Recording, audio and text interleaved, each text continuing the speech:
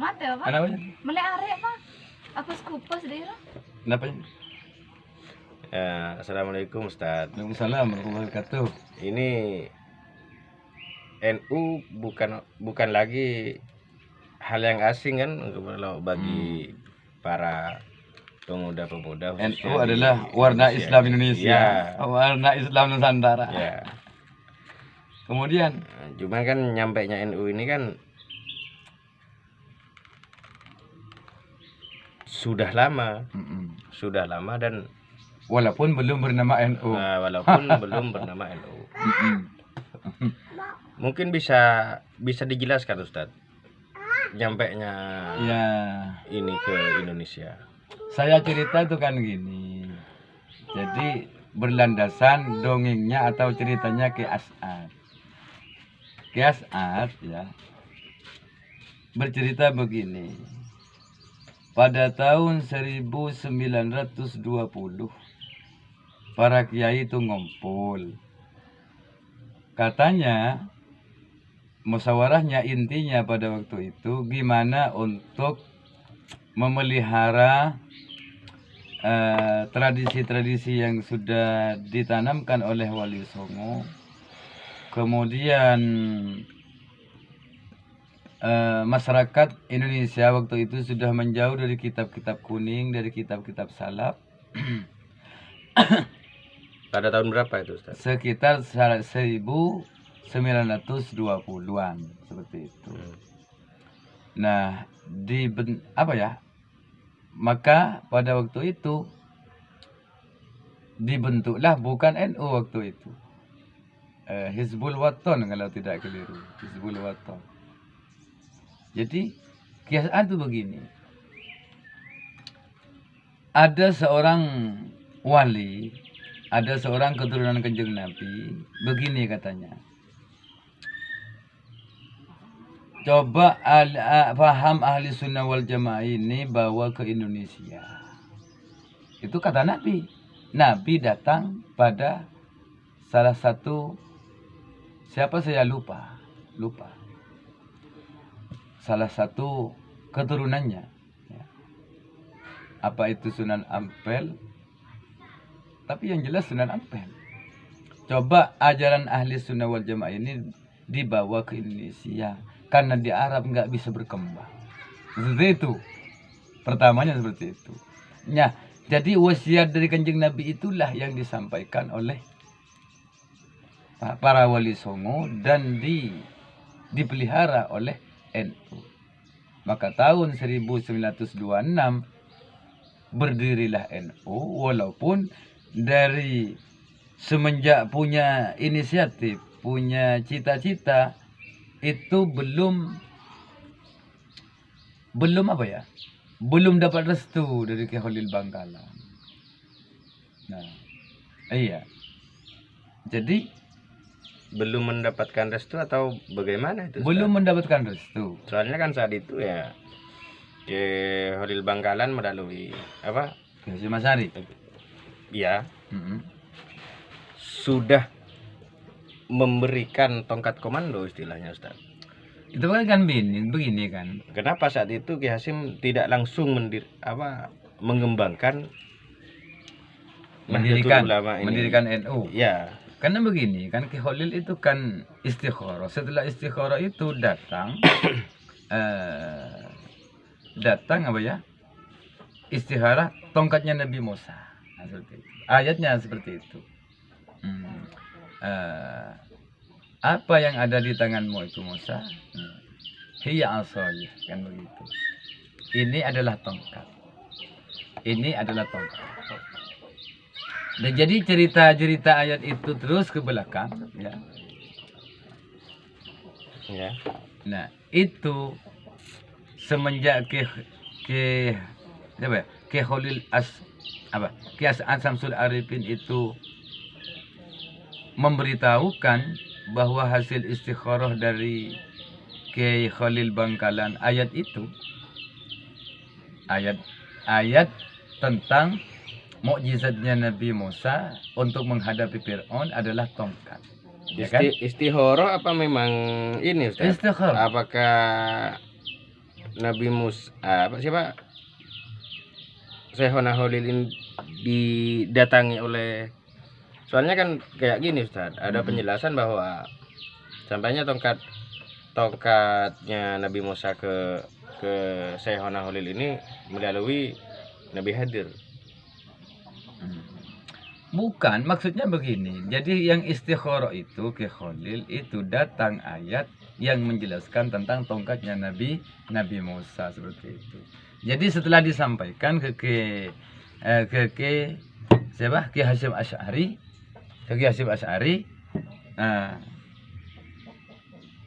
sejak apa ya? Sejak dijelaskan bahwa ayat itu yang datang itu Ki Hasyim Asy'ari sudah paham. Bilangnya gini, tolos ongku, yang itu. Tolos ongku secir ke NU, tolos ongku secir ke NU, nggak itu, seperti itu. Dengan bahagia berbahasa Madura. Nah itu kan setelah Kiai As'ad datang di tahun berikutnya Ustaz, kalau bahasa itu. Saat Kiai As'ad mengantarkan tasbih yang iya kan begini, ya. Kan Ki Hasyim Asy'ari itu kan mondok. Ya. Yang mondok di Bangkalan. Mondok sama ke Khalil Sama di Bangkalan. mondok di dalamnya Kiai Khalil. Iya, mondok. Ki As'ad juga mondok seperti itu. Tapi Ki As'ad waktu itu katanya masih muda. Jadi lebih jauh ya, lebih sepuh. Masih anom saat itu. Ya, masih anggaplah ya sekitar 20 berapa tahun sih, seperti itu. Iya. Masih remaja. Ya seperti itu. Jadi secara apa ya? Tersirat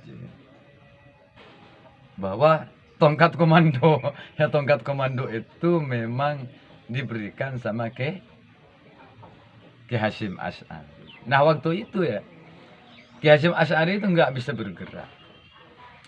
bisa bergerak secara leluasa karena di Jawa Tengah itu kan itu pada waktu itu sedang booming-boomingnya Muhammadiyah, jadi nggak bisa bergerak.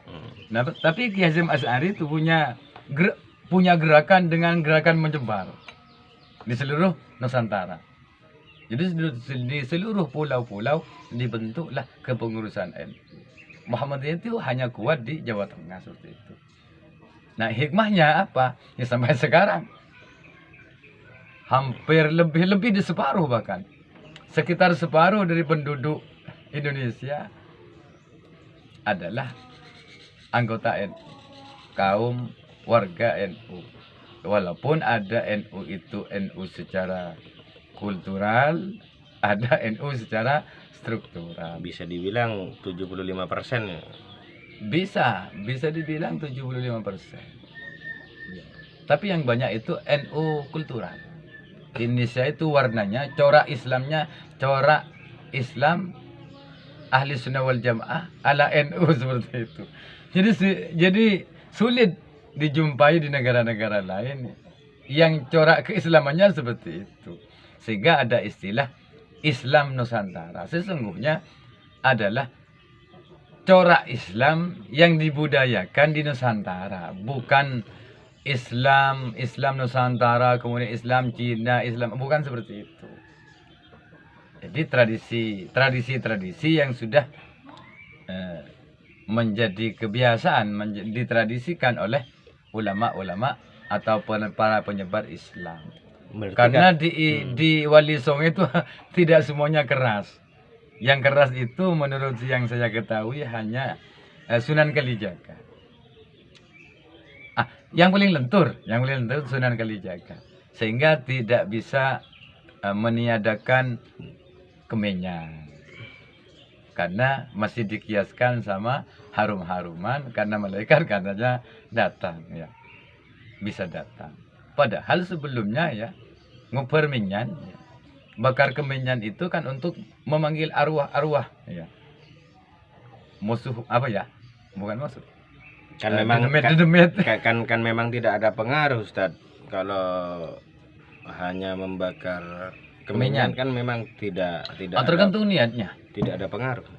Tergantung niatnya. Kalau niatnya dipersembahkan untuk sesajen, biar roh-roh yang jahat tidak datang, roh-roh yang lembut datang, lelembut datang. Ya kan tergantung hati kita, itu mau syirik atau tidak tergantung hati kita. Kalau niat kita hanya untuk harum-haruman, karena Allah cinta kepada kebaikan, malaikat sangat senang pada yang harum-harum, yang indah-indah, nggak masalah. Berarti mencari Islam itu yang baik di Indonesia ya Ustaz, ketimbang di tempat yang lain. Insya Allah seperti itu. Kan pernah begini, ada seorang Habib itu yang cerita, sudah almarhum sekarang, Sayyid bukan Habib, Syekh Muhammad bin Ismail Al-Maliki kalau tidak keliru. Jadi dibuka kasabnya waktu nyampe di Madinah. Banyak di belakang Nabi itu banyak diketahui oleh Habib itu, oleh Sayyid itu. Kemudian Sayyid itu bertanya, Nabi, itu siapa di belakang Nabi? Masyarakat itu banyak sekali. Ini adalah orang Indonesia. Ya, Nabi Muhammad menyebut orang Indonesia. Karena orang ini, mengapa begitu Nabi? Karena orang Indonesia banyak mayoritas ya mencintai aku, dan aku juga mencintai orang Indonesia. Jadi kita itu hubungan kecintaan Nabi dengan kita dengan Nabi itu sudah diketahui oleh Sayyid itu. Jadi kata Nabi begini, ini orang Indonesia, saya sangat mencintai orang Indonesia karena orang Indonesia sangat mencintai aku. Apakah ada hadisnya Ustaz? Ya ada. Ya. Gini kan, siapa yang paling banyak selawatnya, maka dia yang paling dekat kedudukannya dengan aku. Coba tengok, negara mana yang paling banyak maulidan? Negara mana yang paling banyak dibaca berjanji? Burdah, selawatan, tiba, dan lain sebagainya. Hanya di Indonesia. Ya kan? Nah itulah. Jadi sangat membudaya selawat di Indonesia ini. Makanya kata Nabi, kalau umatnya bersolawat, maka di seluruh bumi ini ada di kuburan Nabi. Dia nyampe. Ada di kuburan Nabi. Jadi seakan-akan ya, dunia ini ibarat HP kalau sekarang. Dunia ada di saku kita. Tengok ya, iya kan, bisa kan? Ya sama dengan itu.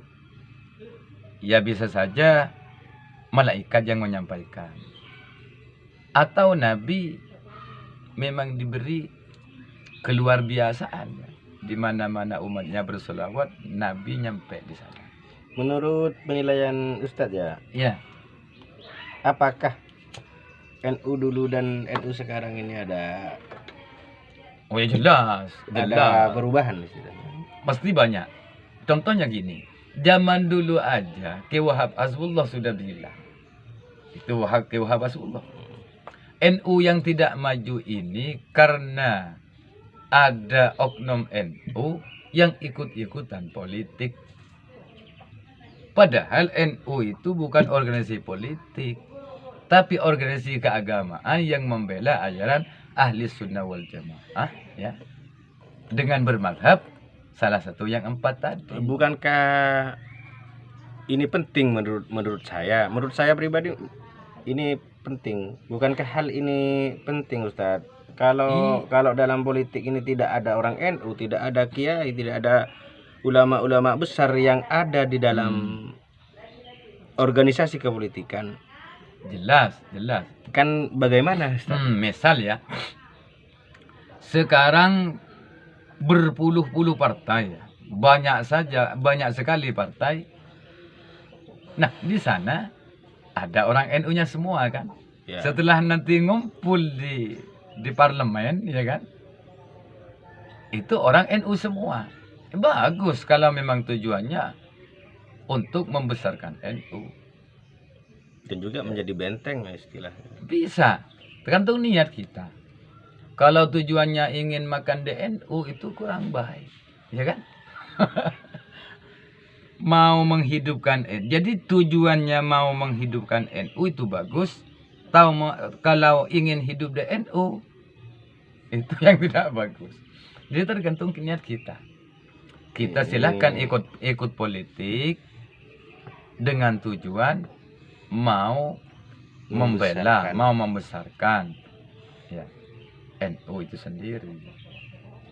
Kalau NU dijadikan sebagai betul loncatan atau sebagai apa ya, dorong motor mogok setelah mobil mogok, setelah mobilnya berangkat dadah. tak kena anu, tak kena akal langkung ya Allah, nggak berterima kasih. Kayak dorong mobil mogok, nggak masalah, justru sangat baik dengan tujuan yang baik, dengan niat yang baik. Kalau tujuannya semata-mata ingin mencari kekayaan, ya kekayaan dunia. Selain itu Ustadz mungkin ada lagi? Ya jelas banyak. Pertama ya, begini, yang sangat urgen di sini itu mau mendirikan negara Islam nggak bisa. Mau menjadikan negara ini bersyariat tidak mungkin. Yang penting adalah syariat Islam itu sendiri, hukum-hukum Islam itu sendiri diadopsi oleh negara. Walaupun tetap negaranya ya seperti ini, tapi diwarnai. Kan banyak sekarang sudah hukum Islam yang masuk, ya kan? Ya. Yang masuk di hukum positif kita. Ya lewat mana? Ya lewat DPR, lewat legislatif. Ini dimasukkan hukum Islam, lewat ini dimasukkan hukum Islam, seperti itu. Sebenarnya kalau hal itu menurut saya memang sudah dari dulu ya, sudah. Nah, tapi kan masih banyak ya yang tidak diadopsi kan. Sudah semacam terbentuknya Pancasila aja. Ini kan memang sudah adopsi dari ayat-ayat Allah istilahnya. Iya kan? Satu, ketuhanan yang Maha Esa dengan kewajiban menjalankan syariat Islam bagi pemeluknya. Itu kan dihapus 7 kata itu. Diganti dengan ketuhanan yang Maha Esa. Ya enggak masalah. Ketuhanan yang Maha Esa itu tauhid. Makanya mungkin dari digantinya ini untuk memperluas lagi Ustaz. Nah, hanya itu. Kita nggak punya jalan kecuali lewat legislatif. Karena memang kan tidak ada paksaan dalam agama. Katanya Ali Sadikin saja dulu, almarhum itu sudah. Mengapa Bapak, Islam di Indonesia itu kan mayoritas Muslim, tapi mengapa tidak bersyariat? Syariat di Indonesia itu utur. Begitu. Jadi kalau utur, Islam tak memaksakan. Sekian, semoga bermanfaat. Wassalamualaikum warahmatullahi wabarakatuh.